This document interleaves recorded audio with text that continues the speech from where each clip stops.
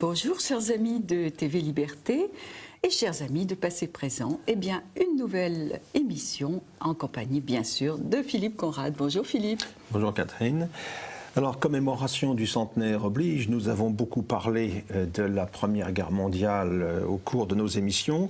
Donc j'ai pensé qu'il était utile aujourd'hui, sans attendre le centenaire de 2019, d'évoquer le traité qui y mit fin, tout du moins entre les Alliés et l'Allemagne, à savoir le traité de Versailles.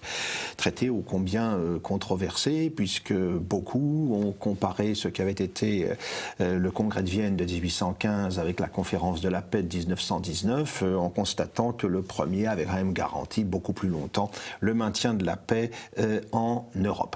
Alors cette conférence de la paix, elle s'ouvre donc en janvier 1919 avec une grande première, la présence d'un président américain en exercice. C'est la première fois que le président américain est en Europe, avec des représentants donc de toutes les puissances victorieuses et puis également ceux des puissances vaincues que l'on va relativement bien peu consulter quant à la construction de la paix future.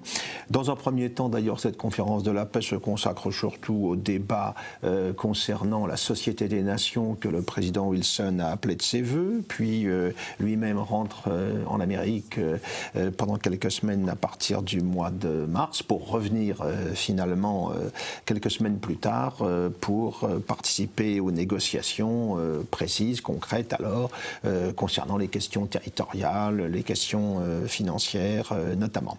Alors, le traité de Versailles sera signé, on le sait, le 28 juin 1919, signé par des représentants allemands contraints et forcés, qui annoncent ou éclairent qu'il s'agit là d'un diktat, donc d'une paix imposée par les vainqueurs. Qu'en est-il? Que peut-on conserver aujourd'hui comme appréciation sur ce traité de Versailles? Nous allons nous efforcer de le présenter dans ses grandes lignes et d'esquisser la critique qu'il mérite. Alors, un certain nombre de clauses, des clauses militaires, des clauses territoriales, des clauses morales qui vont de pair avec les clauses financières, des clauses coloniales également, et au bout du compte, une Allemagne vaincue qui découvre à ce moment-là l'ampleur de la catastrophe qui s'abat sur elle, alors que l'armistice conclu en novembre 1918 pouvait laisser l'espoir d'une paix négociée avec des effets pas trop catastrophiques pour l'Allemagne vaincue. Alors tout d'abord, les clauses militaires. Le président Wilson, dans les fameux 14 points qu'il avait annoncés en janvier 1918, 14 points qui constituaient les buts de guerre des États-Unis, avait appelé de ses voeux un désarmement général de toutes les nations. Alors on va imposer ce désarmement aux vaincus, sachant que celui-ci n'est que la première étape d'un processus qui devrait affecter progressivement tous les autres pays. C'est écrit noir sur blanc dans le texte du traité. Comment va-t-on faire avec l'Allemagne? On va discuter un temps entre diverses solutions, on va opposer diverses hypothèses.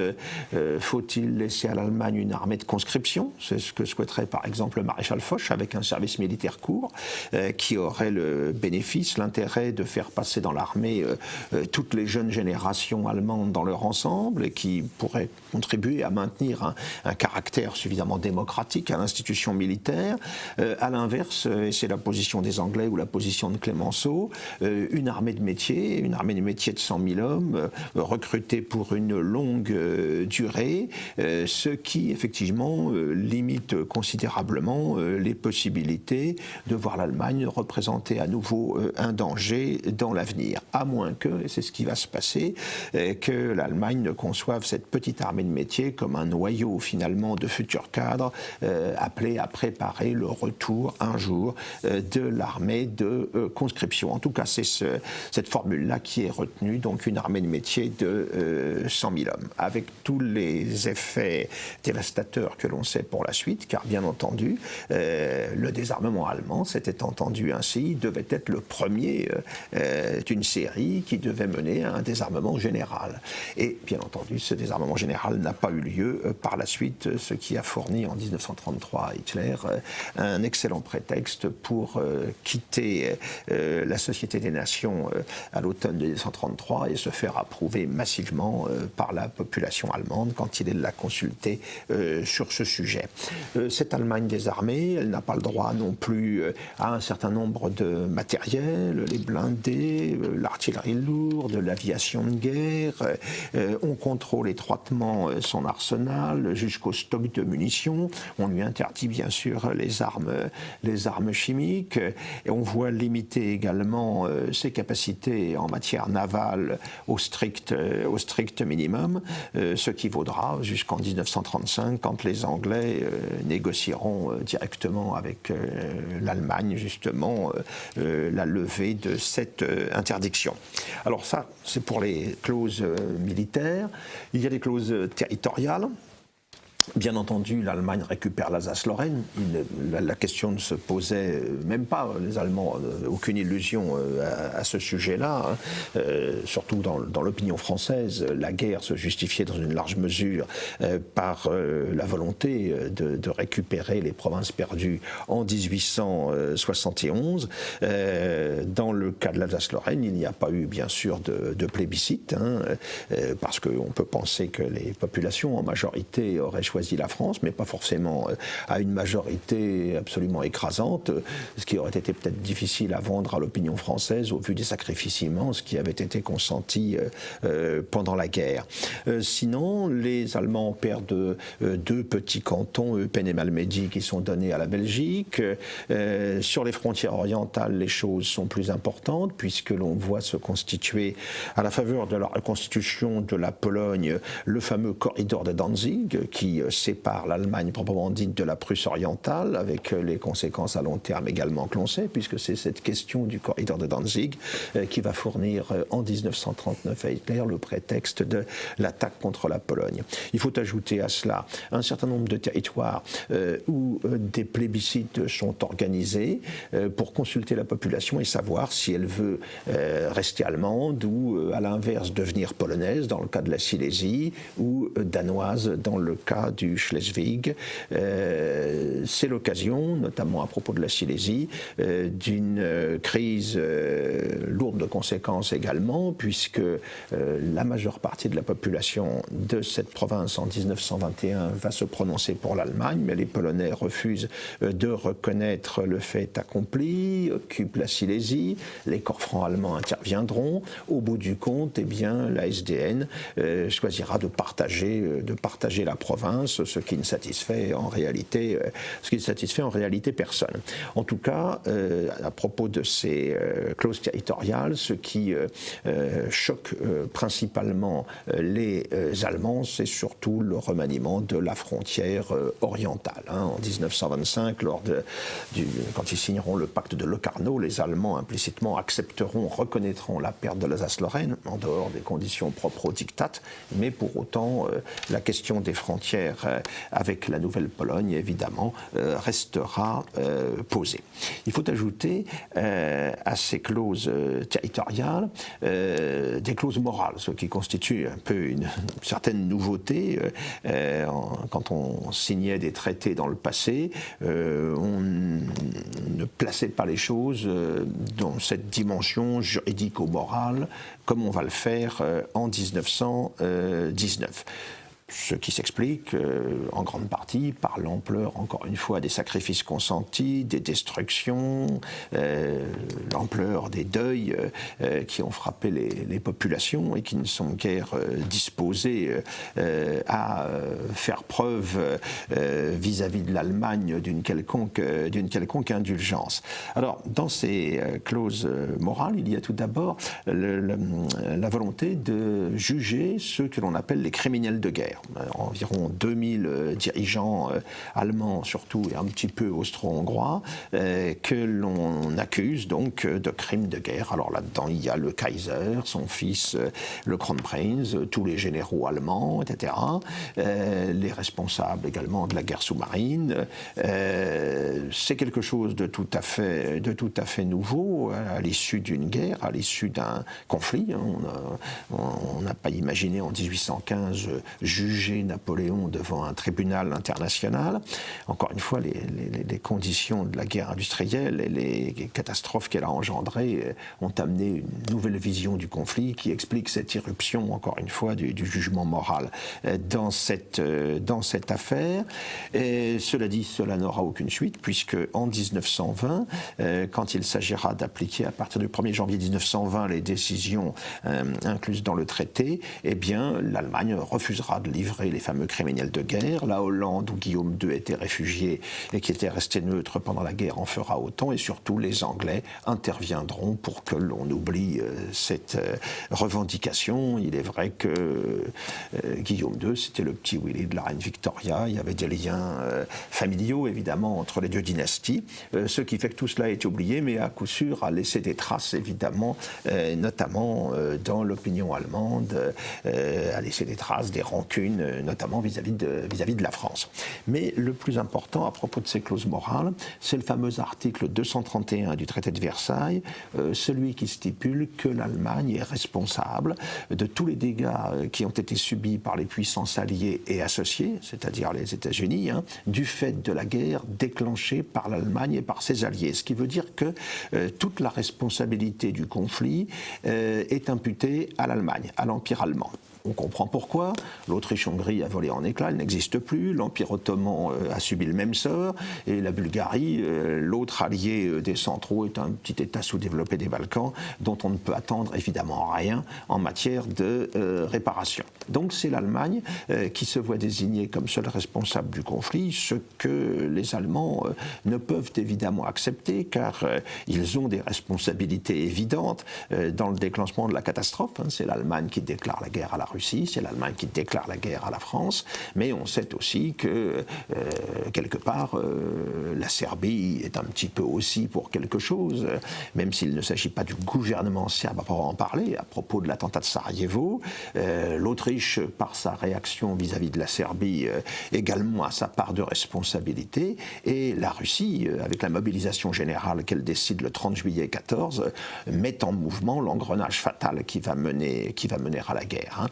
Donc cette réduction des responsabilités au seul empire allemand, c'est absolument inacceptable pour les Allemands. C'est surtout sur ce point-là qu'ils réagissent contre le diktat. D'autant que cette clause de responsabilité implique que l'Allemagne va devoir payer la note. On va lui présenter l'addition, les fameuses réparations pour les dégâts donc, qui ont été commis, qui ont été accumulés.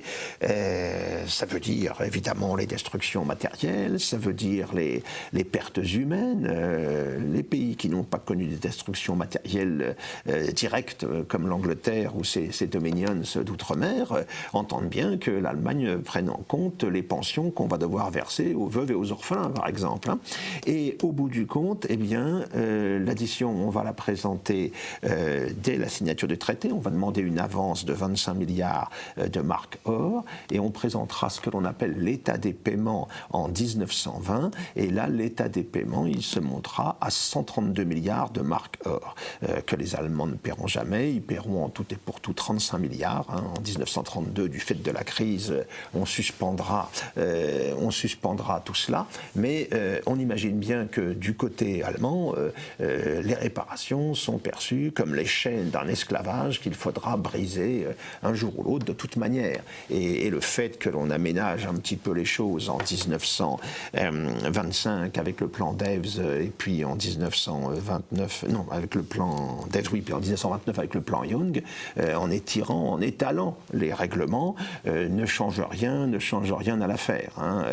Tout cela est fondé sur ce fameux article de culpabilité allemande et les sommes, évidemment, paraissent complètement astronomiques. À titre de comparaison, quand la France avait été vaincue en 1871, Bismarck avait exigé en réparation, en indemnité de guerre, comme on disait à l'époque, 5 milliards de francs or, hein, des francs or qui étaient l'équivalent des marques or de 1914.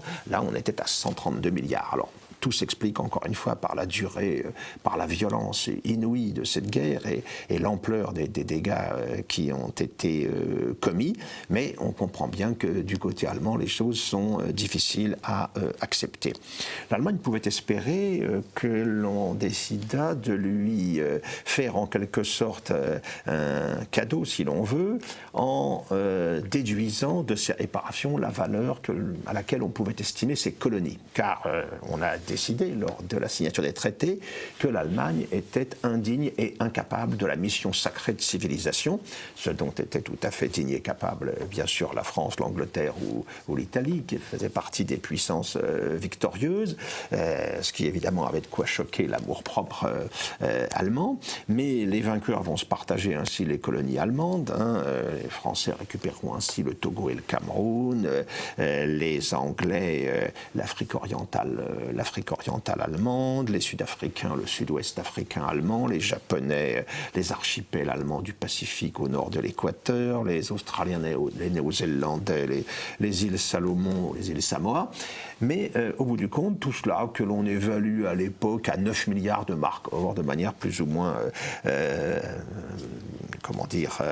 approximative, eh bien, tout cela ne compte pas, on ne va pas déduire cela du chiffre des réparations demandées. Alors évidemment, l'accumulation de tous ces éléments va créer en Allemagne une volonté de revanche tout à fait farouche, on s'en doute, car les Allemands ont le sentiment, d'une part, de ne pas avoir perdu la guerre autant que ça, hein, c'est la fameuse idée du coup de poignard dans le dos, hein, qui a été diffusée par l'état-major dès novembre 1918, et effectivement, si on regarde les choses en face, l'Allemagne a gagné la guerre à l'Est, elle a été victorieuse dans les Balkans, et elle a contribué à la défaite de l'Italie en 1917, et quand la guerre s'arrête, elle occupe encore la moitié de la Belgique et une partie des départements français. Donc, au bout du compte, l'opinion allemande a le sentiment d'un décalage complet entre la réalité militaire, la réalité des efforts et des sacrifices consentis, et puis les conditions qu'on va lui infliger donc à l'issue de ce conflit. De plus, il est clair que les Alliés, à cette époque, ne sont pas à une contradiction près. Hein. La paix qu'avait annoncée le président Wilson et qu'attendaient d'ailleurs les Allemands, hein, c'est pas pour rien qu'à partir d'octobre, c'est Wilson qui le contacte dans la perspective d'un armistice. Et là, Wilson il ne veut pas négocier avec ce qu'il appelle la clique militaire allemande et appelle de ses voeux une révolution politique qui interviendra au début du mois de novembre avec la proclamation de la République. Hein. Les grands principes de Wilson, donc le droit des peuples à disposer d'eux-mêmes, la souveraineté nationale, le principe des nationalités, on les utilise ou on en joue à géométrie variable. Quand il s'agit de construire la Tchécoslovaquie, la Yougoslavie, évidemment, ces principes sont mis en avant, sont mis en œuvre. À l'inverse, quand les Autrichiens et les Allemands souhaitent réaliser dès 1919 l'Anschluss, l'union de l'Autriche à l'Allemagne, hein, l'Empire d'Autriche, l'Empire Habsbourg a disparu, les Allemands d'Autriche souhaitent être rattachés à l'Allemagne, il y a même des plébiscites qui sont organisés en Autriche à ce sujet. Ce sont les sociodémocrates qui sont au pouvoir à Vienne comme ils sont au pouvoir à Berlin à l'époque, mais il n'en est pas question et on interdit même une quelconque union économique entre les deux entre les deux pays. De la même manière, quand les Allemands, la minorité allemande des Sudètes en Tchécoslovaquie, dans la nouvelle Tchécoslovaquie, réclame elle aussi son rattachement à l'Allemagne, ces 3,5 millions d'Allemands se le voient refuser parce qu'on ne veut pas affaiblir ce nouvel État dont la France entend faire un partenaire essentiel dans une alliance de revers contre l'Allemagne, suspectée de redevenir un jour éventuellement dangereuse. Donc on le voit, c'est clause de Versailles additionnée constitue une redoutable bombe à retardement. On aura l'illusion dans les années 1920, à partir de 1924, à l'époque d'Aristide Briand, de la gloire de la Société des Nations, que les choses pourront s'arranger, mais en fait l'intervention de la crise ensuite, l'arrivée au pouvoir de Hitler, va révéler en fait toutes les faiblesses de Versailles, et ce traité, les conditions de ce traité vont contribuer dans une large mesure à ce que sera la Seconde Guerre mondiale. Merci Philippe, restez avec nous.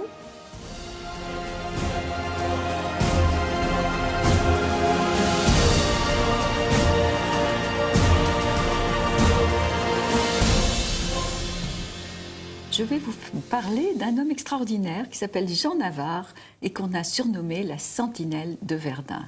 Un aviateur, un as, comme on disait à l'époque, un club très fermé, les as de l'aviation de 14-18. Et celui-là est particulièrement attachant. Alors Jean Navarre, d'abord, il est l'aîné avec son jumeau Pierre d'une famille de 11 enfants, une famille bourgeoise, bien établie. Et son père sera le directeur, le propriétaire des papeteries des Landes. Une très très belle affaire qui les fait vivre très largement. Et cette affaire va perdurer jusque dans les années 1970. Ça sera racheté par Saint-Gobain, etc. Mais c'était une famille tout à fait bourgeoise et tout à fait honorable, catholique, bien installée. Donc 11 enfants, mais 2 jumeaux, les aînés, qui sont absolument ingérables. Les 2 gamins ont le diable au corps, il n'y a pas d'autre mot. Donc dès leur plus jeune âge, ils se font remarquer, ils se font exclure de toutes les écoles, puis de tous les collèges, puis de tous les lycées, de toutes les pensions. On ne sait plus quoi en faire, on les retrouve cachés dans le grenier, ils font une fugue, où ils partent au fond du parc, ils se cachent 3 jours, finalement on les retire du collège. Ils avaient été virés 3 ou 4 fois quand même déjà. Et on les met, on les confie à un brave abbé, l'abbé Barge, qui va essayer de gérer cela, mais c'est pas possible. On les expédie en pension en Angleterre, ils vont se sauver aussi. Bref, ils sont pas faciles, les jumeaux Navarre, et particulièrement Jean Navarre, qui est un peu le plus brillant. Alors un très très beau garçon, un très grand, un visage extrêmement aristocratique, des cheveux noirs, beaucoup d'élégance. C'est, on pourrait dire, un playboy, mais beaucoup plus que ça. Et en juin 1914, donc il n'a pas 20 ans, il se découvre une passion, c'est l'aviation. Et il va intégrer l'école des frères Caudron. Et là, il découvre vraiment sa vocation. Et il a le sens du vol. Il vole naturellement comme un oiseau. Et il fait corps avec son avion. Et voilà, il a trouvé sa voie. Et il n'est pas de tout le monde, bien évidemment.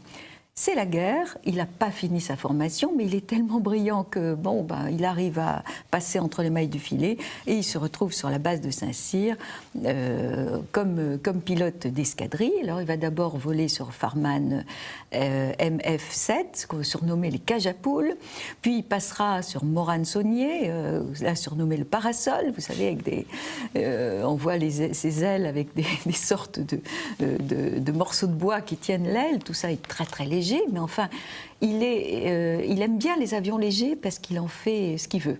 Bon, puis il finira sur bébé Nieuport à Verdun, qui est aussi un petit avion très léger. Et en face, il y a les Allemands qui, eux, ont des avions plus rapides, les aviatiques, plus lourds, et qui ont 5 fois plus de réserves de balles. En plus, les Allemands, ils savent déjà tirer à travers l'hélice, que les Français ne savent pas encore faire. Il faudra attendre plus longtemps. Il va évidemment faire des étincelles. Il est très vite nommé pilote de chasse, et non pas dans une escadrille. Quand il est dans une escadrille, d'ailleurs, il respecte les règles. Hein, c'est une tête brûlée, mais jusqu'à un certain point. Mais le voilà, pilote, tout seul. Et alors là, il s'en donne à cœur joie. Et il a une spécialité, c'est de surprendre l'ennemi. D'abord, il va en Allemagne. Et ce qui va lui jouer des tours, parce que les victoires ne seront pas homologuées. Ne sont homologuées que les victoires où l'ennemi s'écrase en France, où il est fait prisonnier en France. Donc, il a dû avoir environ 25 victoires, mais il n'y aura que 12 homologuées. Mais il fait ce qu'il veut, il va surprendre l'ennemi chez lui. Il n'hésite pas à attaquer des escadrilles de 4-5 avions, il arrive par derrière, il les étourdit avec une espèce de danse acrobatique invraisemblable. Les Allemands ne s'attendent pas du tout à ça et voient cette espèce de fou furieux qui leur arrive dessus et qui vole à l'envers, les roues en l'air, et lui, la tête en bas, il leur vole dessus, et là, il leur tire dessus. Alors d'abord avec un mousqueton, quand il est au tout début, il n'a qu'un mousqueton, donc il lâche les commandes, il s'en fiche, tout le monde dit mais il est fou, c'est extrêmement dangereux.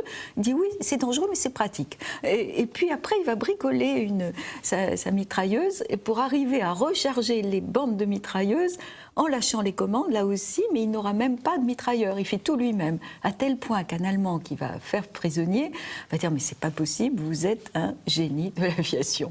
Et le fait est, il va en faire des choses absolument incroyables, et ce qui le caractérise, c'est cette espèce de danse aérienne qui prend l'ennemi totalement au dépourvu, les Allemands volant bien sagement en escadrille. Alors il va faire des choses incroyables, il va poser des espions au-delà des lignes ennemies. À un moment, il a une idée qui ne va pas marcher, c'est d'aller crever un ballon dirigeable au couteau depuis son avion. Mais il n'a pas pensé que les ailes étant quand même un peu longues, ça ne va pas marcher. Un jour, avec un copain, il se dit « Tiens, si on allait à la chasse aux canards ?» Alors il dit « On survole les canards et on va les tuer comme ça ». Eh bien non, ça ne marche pas, il accroche son aile et il détruit son avion. Alors, vous imaginez la hiérarchie, les savons qui pouvaient se prendre, parce qu'évidemment, il est là aussi ingérable. Mais la hiérarchie est quand même, comme dit un de ses chefs, le commandant de Rose, chaque fois qu'on veut le mettre aux arrêts, il a fait quelque chose de tellement extraordinaire qu'on est obligé de lui donner une décoration et de le féliciter.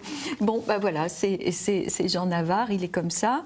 Alors il aime aussi les belles voitures, il aime aller faire la fiesta à Paris, boire trop, avec son copain Ningesser. Alors Ningesser un jour prend sa très belle voiture, il avait une voiture sensationnelle et file vers Paris. Navarre voit que l'avion de Ningesser est libre, monte dedans, rejoint la voiture de Ningesser, fait du rase-motte au-dessus, l'autre rentre la tête dans les épaules en disant « mais c'est mon avion ». Ils se retrouvent à Paris, ils font la fête toute la nuit, ils rentrent au petit matin. C'est ça, Jean Navarre. Un peu trop de fêtes, un peu trop d'alcool, un peu trop de jolies filles, de bons restaurants. Il a 20 ans, 21 ans, il brûle la vie par tous les côtés. Et bon, puis la fin, ça va se terminer assez vite et tristement. Il avait un équipier qu'il aimait beaucoup, qui s'appelait Georges Boileau, qui est tué à Verdun. Et à l'époque, Navarre avait 31 heures de vol en 3 jours, donc il était absolument épuisé. Il blêmit quand il sait que Georges est tué. Il reprend son avion et abat un Allemand. C'est sa 11e victoire. Le lendemain, c'est l'enterrement de Georges Boileau. Tout le monde est recueilli dans le cimetière. Lui quitte le cimetière, remonte dans son avion et va avoir sa 12e victoire. Et va lancer une couronne depuis son avion. Au mois de juin, le 17 juin, je crois, 1916, malheureusement, il va être blessé, il va avoir le bras fracassé et il arrive à poser son avion de justesse en France. Donc il va être évidemment soigné, mais c'est une blessure très grave qui va l'immobiliser longtemps, rééducation et tout ça. Et surtout, au mois de novembre 1916, c'est son jumeau qui le suivait partout, un peu moins brillant, mais qui suivait partout. Son jumeau Pierre qui est tué en avion lui aussi. Et à partir de ce moment-là commence une sorte de descente aux enfers pour Jean Navarre qui qui, disons-le, a une dépression, n'a plus envie de rien, boit trop, puis remonte lentement la pente. Il veut retourner au front, il veut se battre de nouveau. Il n'en aura pas l'occasion parce que la guerre se termine. Bon, qu'à cela ne tienne, il reste un pilote brillantissime, peut-être le plus brillant de toute cette épopée. Mais en 1919, le 10 juillet 1919, alors qu'il est pilote d'essai, chef des pilotes chez Morane-Saulnier, il se tue bêtement en tapant le bout de l'aile de son avion dans un mur de ferme et l'avion explose et il est tué. Il n'avait pas 24 ans et il rejoint son frère au petit village dans les Landes. C'est le mal-aimé peut-être des as de la Première Guerre mondiale et moi je trouve que c'est quelqu'un d'extraordinaire. En plus c'était quelqu'un de simple, de gentil, qui ne tirait pas la couverture à lui alors qu'il aurait pu jouer les vedettes. Eh bien moi je dis bravo Jean Navarre et reposez en paix.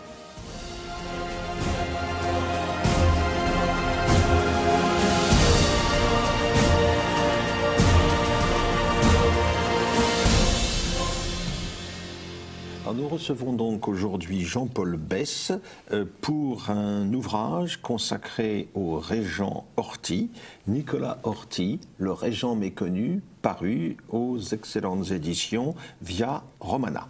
Jean-Paul Besse, que nous avions déjà reçu il y a environ un an, à propos de sa biographie de Njegoš, l'écrivain serbe qui a énormément compté dans le réveil national et culturel de la Serbie au XIXe siècle. Alors Jean-Paul Besse, qui est aussi un historien qui s'est certes beaucoup intéressé à l'Europe de l'Est, il a notamment donné il y a peu de temps une biographie de la grande duchesse Élisabeth, la sœur de la dernière tsarine de Russie, également une biographie de la princesse Ileana de Roumanie, mais il nous a donné aussi de grandes monographies concernant l'histoire d'un certain nombre de villes d'Île-de-France, en particulier Senlis, Chantilly, Noyon, Compiègne et Gisors. Tous ceux qui s'intéressent à notre histoire régionale pourront s'y référer, parce que ces ouvrages leur seront d'une grande utilité, d'un grand secours, s'ils ont envie d'une expédition dominicale pour aller visiter ces villes d'histoire qui, souvent oubliées, souvent méconnues, n'en sont pas moins riches d'un très grand passé. Alors, Jean-Paul Besse, Nicolas Horthy, donc régent de Hongrie, personnage très peu connu, il faut bien le dire, du public français, mais c'est quelqu'un qui a dirigé les destinées de la Hongrie pendant toute l'entre-deux-guerres et pendant la Seconde Guerre mondiale, qui a été emporté en quelque sorte par cette tourmente. Un parcours tout à fait intéressant, tout à fait original, qui méritait tout à fait que vous lui consacriez une biographie. Mais quelle est l'origine de votre intérêt pour ce personnage? Je vous connaissais davantage tourné vers l'Europe orientale orthodoxe plutôt que vers la Hongrie. Je dirais que l'intérêt est venu du fait que le personnage était peu connu en France, souvent jugé de façon, me semblait-il, un peu rapide. Et d'autre part, parce que j'étais allé en Hongrie il y a déjà plusieurs décennies, que j'avais été conquis par l'âme romantique de ce pays, certes différent des peuples slaves qui l'entourent, mais très attachant, avec un patrimoine historique et une histoire brillante. Et j'ai été extrêmement heureux de revenir dans ce pays, justement pour étudier de plus près son dirigeant pendant toute l'entre-deux-guerres et jusqu'à la fin de la Deuxième Guerre mondiale. Oui, un peuple d'ailleurs qui suscite d'autant plus d'intérêt aujourd'hui qu'il est tout à fait en pointe pour la défense de son identité. Absolument. Et au-delà pour la défense des identités européennes. Alors cette Hongrie, elle a eu une histoire assez compliquée. Un grand royaume à l'époque médiévale, christianisé aux alentours de l'an 1000, avec le mythe fondateur que représente le règne de Saint-Étienne de Hongrie. Et puis puis ensuite, cette Hongrie, elle a connu les misères que l'on sait, avec la nuit ottomane qui s'est abattue sur elle pendant près d'un siècle et demi, avant qu'elle ne soit libérée par les conquêtes habsbourgeoises à partir de la fin du XVIIe siècle, après l'échec du siège de Vienne, les victoires du prince Eugène à Zenta et ailleurs. Et cette Hongrie a été rattachée au domaine Habsbourg. Mais tout en maintenant une identité extrêmement forte. On sait le rôle qu'elle a joué pendant la guerre de succession d'Autriche au service de l'impératrice Marie-Thérèse, dont les affaires ne se passaient pas très bien pour elle. Elle est restée fidèle aux Habsbourg, malgré les appels de Napoléon au début du XIXe siècle, après Wagram, ou au moment de Wagram, pour l'inciter à rejeter la domination habsbourgeoise. En revanche, au XIXe siècle, avec l'époque qui voit l'éveil des nationalités, les choses se gâtent un peu. Alors, pouvons-nous rappeler rapidement ce qu'a été l'histoire, en quelques mots, l'histoire de la Hongrie au XIXe siècle? Le mouvement des nationalités va déclencher en Hongrie, sous la direction du célèbre Kossuth, une véritable explosion, déjà pré-nationaliste, on pourrait dire, en tout cas violemment hostile à Vienne, et à la maison de Habsbourg, qui n'avait jamais été, dans toute la Hongrie, totalement acceptée. Puisque au XVIe siècle, après la victoire turque de Mohács, la Hongrie orientale, c'est-à-dire en grande partie la Transylvanie et l'est de la Tisza, étant à majorité protestante sur le plan magyar, avait reçu une certaine autonomie de la part du sultan et avait ses propres princes. L'ouest étant inséré dans les États de la Maison d'Autriche. Et alors, cela a ressurgi sous une forme nouvelle, plus que patriotique, déjà nationaliste, avec Kossuth, qui fait partie d'ailleurs de la noblesse, parce que qui dit la Hongrie parle aussitôt des 1000 manias et des 3 millions de mendiants, comme l'on disait. Et Kossuth n'était pas un petit démocrate à la Marat.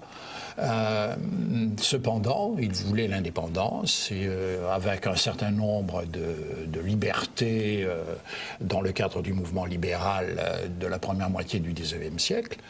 Et ça va amener un affrontement terrible avec la maison d'Autriche et aussi indirectement avec la Russie de Nicolas Ier, qui entend, comme on le dit un peu vite d'ailleurs, gendarme de l'Europe et de la Sainte Alliance, est intervenu et a sauvé les intérêts de l'Autriche, tout en se le reprochant plus tard.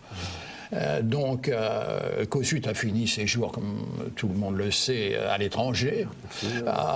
Et il est resté le héros voilé pour les Hongrois, peut-être d'autant plus populaire. Mais avec le temps, les Hongrois se sont également rendus compte qu'au fond, sa ligne radicale avait été excessive. Et c'est pourquoi certains de ses disciples, comme Deák, ont accepté le compromis austro-hongrois de 1867 et ont fait venir François-Joseph à Budapest pour qu'il y soit sacré roi de Hongrie. Et alors cette Autriche-Hongrie qui apparaît à ce moment-là sous cette forme, qui partage l'espace habsbourgeois en deux parties, Cislétanie, Translétanie, elle fait la part belle aux Hongrois d'une certaine manière, car un équilibre est trouvé entre l'élément germanique et l'élément magyar. En revanche, les minorités slaves de l'Empire, elles, demeure dans une situation de soumission ou de domination par rapport à Vienne et à Budapest. Absolument. Et ça, c'est aussi une faiblesse du côté hongrois, car il y a des revendications chez ces minorités slaves. Dans le cas des Hongrois, ce sont les Croates, les Slovaques, puis les Roumains également vers l'Est. C'est un petit peu l'origine des misères qui vont arriver à la Hongrie après la Première Guerre mondiale et le fameux traité de Trianon. Mais avant d'en venir là, pouvez-vous nous dire ce qu'il en fut de la Hongrie dans la Première Guerre mondiale, se retrouve de fait à travers les choix de Vienne dans le camp des centraux, et comment se passe la guerre pour elle,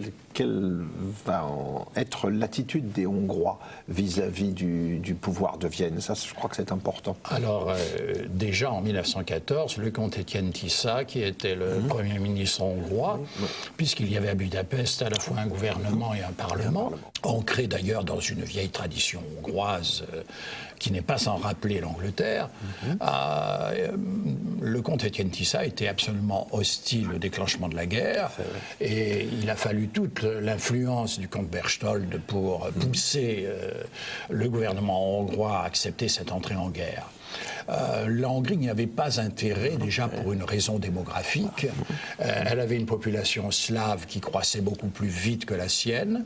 Le rattachement en 1908 de la Bosnie-Herzégovine, certes à l'Autriche, mais tout de même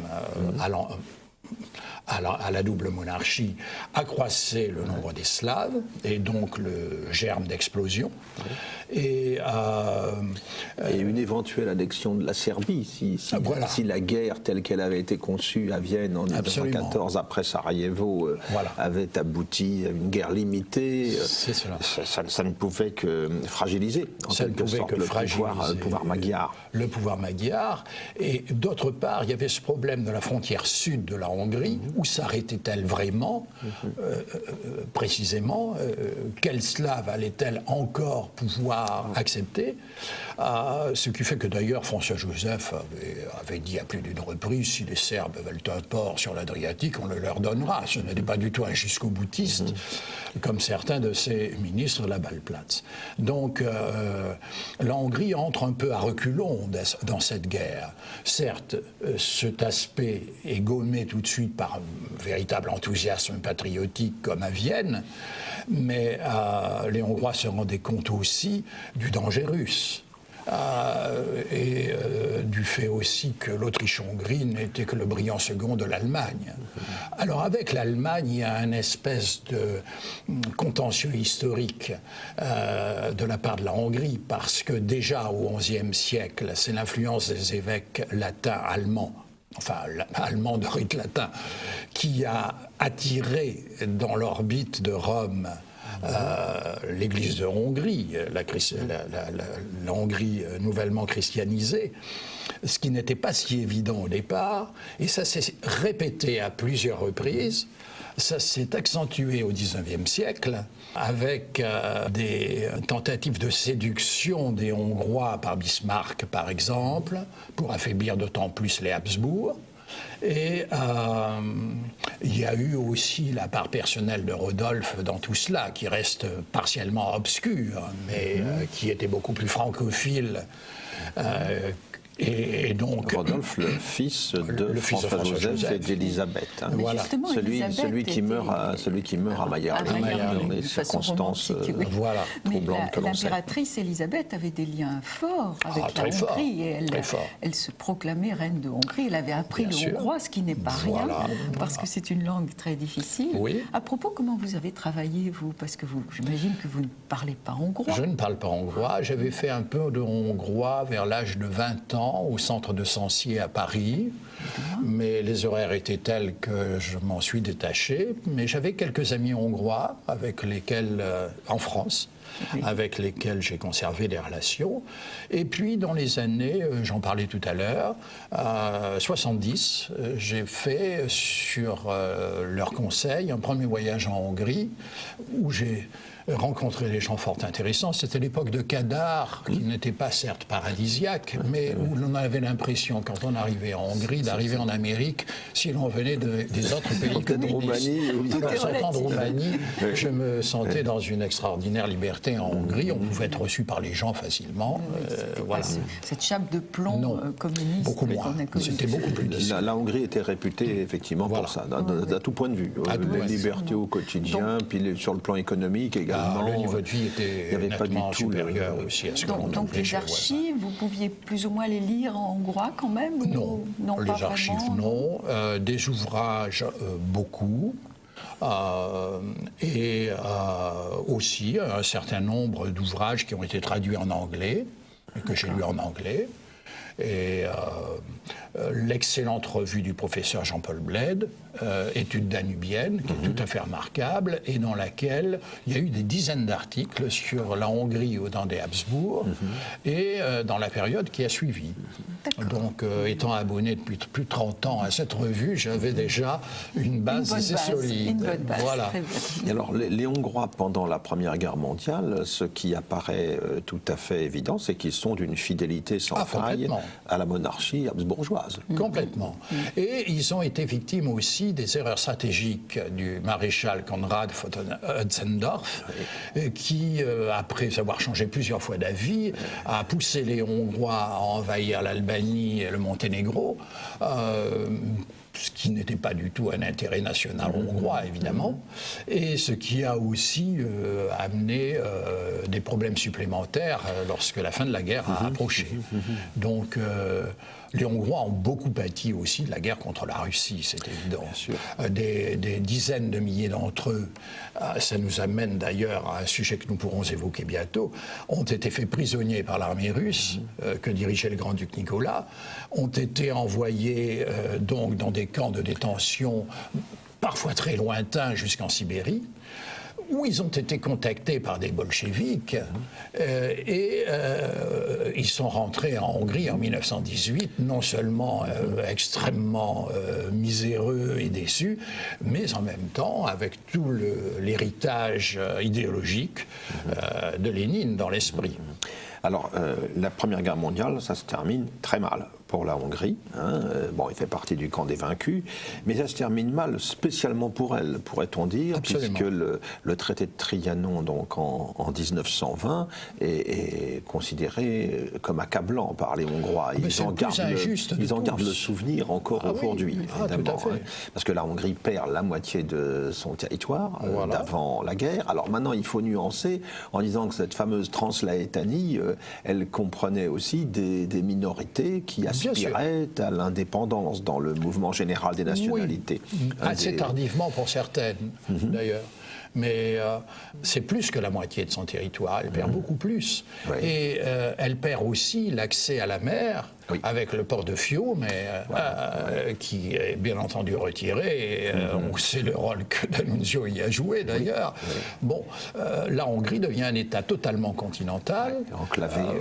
Les chemins de fer n'ont plus aucun sens, puisqu'ils avaient été conçus à l'époque austro-hongroise. Désormais, les lignes sont inutilisables près des confins. Et puis alors, la petite entente qui se forme contre la Hongrie, les États successeurs, vont l'encercler de voies ferrées nouvelles, afin que, si la Hongrie voulait récupérer quelques contrées, immédiatement une contre-offensive militaire rapide l'en empêche. De toute façon, la Hongrie est tellement affaiblie, avec une armée réduite à 30 000 soldats, sans équipement, qu'elle ne peut rien entreprendre. Et alors, à l'issue de la guerre, intervient aussi un événement dramatique pour la Hongrie, un épisode tout à fait calamiteux, c'est la révolution des conseils. Nous sommes à un moment où Lénine et ses acolytes rêvent d'une grande révolution qui gagnerait l'Europe entière. On en a déjà vu les effets à Berlin, en Saxe, à Munich. En Allemagne, les corps francs reprennent les choses en main au service de la toute jeune République de Weimar. La révolution y est brisée. Mais en Hongrie, ça va être beaucoup plus compliqué parce qu'on a en plus une révolution communiste particulièrement sanglante, radicale. À cette époque-là, en 1919-1920. Voilà, et qui va avoir pour terreau, si je puis dire, les soldats vaincus rentrant de Russie notamment, ou d'ailleurs, mais surtout ceux de Russie, et également l'important prolétariat de Pest, la partie de Budapest qui a été urbanisée et qui est beaucoup plus peuplée que Buda, bien entendu, avec des usines nombreuses, une véritable métropole industrielle, où vit tout un prolétariat qui a été séduit, plus ou moins. Oui, comme c'est le cas dans une partie de l'Europe au sortir de la guerre. Bien entendu. Et ça nous donne une séquence particulièrement dramatique pour la Hongrie, Voilà. cette République des Conseils, dirigée par un certain Béla Kun et quelques acolytes qui vont semer la terreur pendant plusieurs mois en Hongrie. Pendant 133 jours exactement. 133 jours. Mais rappelons tout de même que c'est à cause du rôle très particulier de démagogue qu'a été le comte Károly, qui avait arraché son investiture en tant que dernier Premier ministre hongrois de la double monarchie par téléphone à un malheureux empereur et roi Charles, Károly qui lâche les rênes du pouvoir presque aussitôt, et qui signe un décret disant qu'il cède au prolétariat le pouvoir en Hongrie. Bien que plus tard, en exil à Paris, il a prétendu ne pas l'avoir fait. Mais, oui, c'est le modèle du noble libéral qui nous rappelle un peu Lafayette, d'une certaine manière. Oui, c'est cela, oui. Alors, arrivons-en à notre héros, quand même. Alors d'abord, il faut en finir avec la Révolution. Alors, finalement, c'est l'intervention des forces étrangères qui permettent. C'est l'intervention des forces étrangères. Les Français qui étaient installés notamment au sud, dans la région de Szeged, avec le général de Gondrecourt, voulaient absolument écarter ces soviets. Ils ont, je dirais, protégé la mise en place d'une sorte d'armée nationale anticommuniste.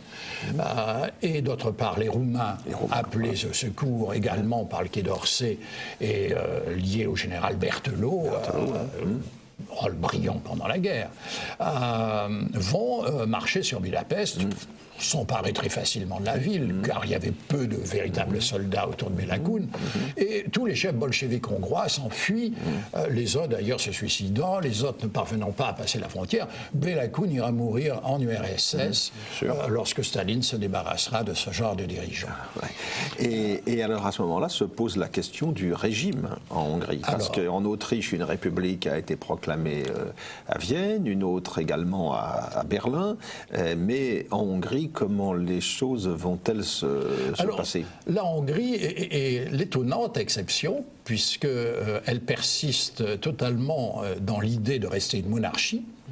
Le Premier ministre libéral conservateur, je dirais Frédéric, qui arrive aux affaires avec le redressement national, a lui-même proclamé le rétablissement de la monarchie, sans nommer de roi. Sans qu'il soit question d'un roi précis. Tout le monde pensait à Charles IV, c'est-à-dire celui qui avait été Charles Ier d'Autriche, et qui était en exil. Et autour de Szeged, la métropole du Sud, va se créer donc ce gouvernement à la fois national et militaire, qui va coopter, on pourrait dire, pour prendre la tête des opérations pour chasser les derniers bolcheviks, l'amiral Horthy. L'amiral Horthy, qui était rentré sur sa propriété après la fin de la guerre, après avoir joué un rôle brillant d'ailleurs dans la marine austro-hongroise en Adriatique, puisqu'il avait fait échouer les Alliés au détroit d'Otrante en 1917, c'était au fond le seul militaire d'envergure qui n'eut que des succès d'ailleurs, et qui de plus semblait avoir la prudence et les qualités d'un homme d'État. Et donc c'est autour de lui, poussé par un certain Gömbös, qui tentait de manœuvrer un peu ce gouvernement provisoire de Szeged, et que l'on va retrouver ensuite comme Premier ministre, mais beaucoup plus tard, de l'amiral Horthy au pouvoir. Alors l'amiral Horthy, c'est lui qui suggère un retour de Charles Ier. Alors, l'amiral Horthy pensait, comme tous les Hongrois je crois, que le roi pouvait revenir. Cela dit, les conditions des Alliés, en raison de la pression des États successeurs, y est totalement hostile. En France, les gouvernements et les hommes politiques au pouvoir de l'époque, on le voyait, Briand ne semblait pas hostile à un retour de Charles IV, puisque c'est son nom numéro en Hongrie. Mitterrand non plus, mais rien de tout cela n'était écrit ni officiel. Et donc la monarchie a bien été rétablie, et une monarchie sans roi pour l'instant, puisqu'il faudrait que la France imposât, ou la Grande-Bretagne également, imposât sa volonté aux États successeurs. Alors la Tchécoslovaquie au nord avec Beneš est totalement hostile au retour des Habsbourg, c'est peut-être la plus radicale. Les Serbes au sud n'y tiennent pas, bien que d'ailleurs ils aient au départ avec le roi Pierre Ier de relations tout à fait presque amicales avec Horthy, qui va s'appuyer d'ailleurs sur eux au départ. Les Roumains, ils sont vraiment très hostiles parce qu'ils risquent de perdre la Transylvanie, qui était leur but de guerre essentiel. Et donc, cela ne se fera pas. Ça fera pas. Et alors, comme on ne peut pas restaurer le roi, eh bien, l'amiral Horthy va devenir le régent Horthy. Il devient le régent Horthy après avoir facilement repris Budapest, qu'enfin les Roumains ont évacué sous la pression de la France. Il a une popularité considérable. Et il va la garder jusqu'à la fin, puisque en 1944 encore, dans un rapport à Hitler, on pourrait dire le proconsul allemand en Hongrie écrit en Hongrie, seul compte Horthy. Donc ça a été une constante de son gouvernement. Et alors ce gouvernement, pendant l'entre-deux-guerres, en quelques mots, comment pourrait-on l'identifier quant à l'idéologie qui sous-tend sa politique, les mesures qu'il prend? Il y a deux aspects. C'est certes une idéologie nationale et nationaliste parce que l'irrédentisme est évidemment le premier fondement de cette politique. Comment revenir sur Trianon? Comment convaincre les Français, les Anglais et même les Italiens de revenir sur ces frontières aberrantes?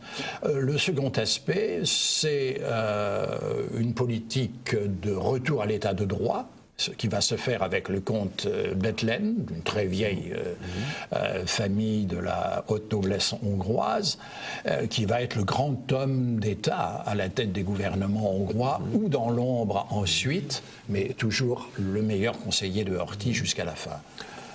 Et alors, on pourrait dire un régime national conservateur? C'est un régime national conservateur avec des aspects libéraux indiscutables. Il y a un parlement élu dans des conditions parfaitement... Ça nous fait penser, par exemple, au régime du chancelier Dollfuss en Autriche, un petit peu, voire au régime de Salazar au Portugal. Je pense que c'est même plus libéral que le Portugal de Salazar, voire même à certains égards que l'Autriche de Dollfuss. Et par exemple, on voit à quel point Romain Rolland est célébré par la presse hongroise, ce qui était quand même inattendu au moment où il venait de se rallier avec éclat à Staline et où il allait épouser une soviétique, un espion du GPU en réalité. Toute la nomenclature révolutionnaire et idéologique qui avait joué la carte des bolcheviks tient une bonne partie de la presse encore sous Horthy. Et par conséquent, il y a une liberté totale. Le Parlement, de même, a un rôle indiscutable. Et oui, ce qui fait principalement la force du régime, c'est la popularité personnelle du dirigeant qui incarne donc la nation dans cette période. Il incarne la nation et il incarne la continuité. Parce que la monarchie continue. La branche hongroise des Habsbourg a un statut particulier et quand le régent crée justement l'ordre des vitesses, le premier à être reçu dans l'ordre des preux, les vitesses ce sont les preux, c'est l'archiduc qui avait commandé d'ailleurs brillamment une des armées austro-hongroises pendant la guerre. Donc, il y a un consensus absolument indiscutable. Continuité, oui. Voilà. Et alors, que va-t-il se passer maintenant avec la Seconde Guerre mondiale? Quels sont les rapports de cette Hongrie de l'amiral Horthy, du régent Horthy, avec l'Allemagne hitlérienne, qui est redevenue au cours des années 30 la grande puissance en Europe centrale?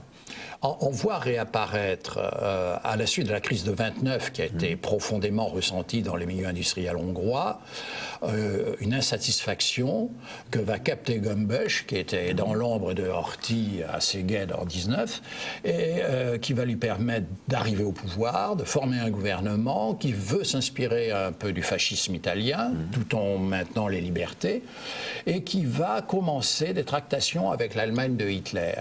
Rien n'aboutira à ce moment-là parce que Gömbös finalement n'intéresse pas Hitler, c'est trop tôt, et Gömbös de plus meurt prématurément en 1936.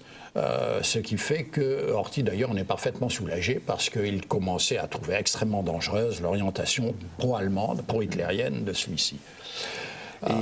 Et alors, ensuite, la guerre arrive et fournit à la Hongrie l'opportunité justement de récupérer une partie des territoires perdus en 1920. Ce qui fait que la Hongrie va se retrouver entraînée avec le char du Troisième Reich. Elle va se retrouver entraînée malgré elle parce que l'Allemagne, perfidement, va bombarder des aéroports hongrois en utilisant des avions camouflés aux couleurs soviétiques pour faire croire que l'URSS attaquait, et ainsi la Hongrie est envoyée dans l'opération Barberousse, enrôlée plutôt dans l'opération Barberousse. Elle est engagée en Russie en juin 1941. Comme Molotov le disait, vous n'avez aucune raison de nous attaquer, nous avons eu toujours d'excellents rapports, ce qui était vrai. Manipulation, bien sûr. Et donc cette affaire, évidemment, se termine mal, on le sait, en 1945, après une bataille sévère pour Budapest en janvier 1945, je crois. Et alors, que devient l'amiral Horthy en cette fin? Alors, l'amiral Horthy, il était déjà renversé par les Allemands. C'est ça. Hitler l'avait remplacé par le parti de Salassi, les Croix fléchées, qui alors étaient alignés ouvertement sur Berlin et sur le national-socialisme.